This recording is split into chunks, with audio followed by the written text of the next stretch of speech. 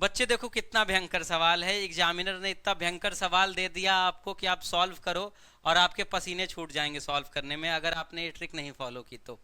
देखो क्या दिया है, रूट एक्स के पावर, रूट एक्स का पावर, रूट एक्स का power, root x root x root x ऊपर गया है, ठीक है।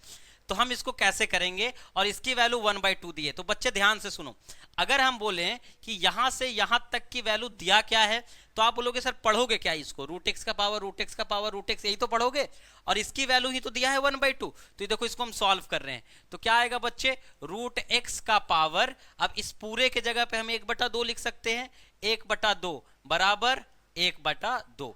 अब देखो रूट एक्स को हमें पता है कि रूट एक्स को हम एक्स का पावर 1/2 लिख सकते हैं, तो इसको एक्स का पावर 1/2 लिख दिए, और उसका पावर क्या है 1/2, तो 1/2 गुना में आ जाएगा, ये क्या आ गया 1/2 के बराबर, ठीक है।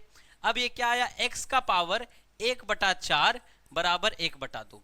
अब आपको बच्चे ये पता है, जैसे हम लिखते हैं कि x का पावर 1/3 की वैल्यू 3 है, तो आपको पता है कि x बराबर क्या हो जाएगा, इधर पावर अगर 1/3 है तो इधर जाएगा तो पावर क्यूब हो जाएगा, रेसिप्रोकल हो जाता है पावर, तो ये 3 का क्यूब हो जाता है 27।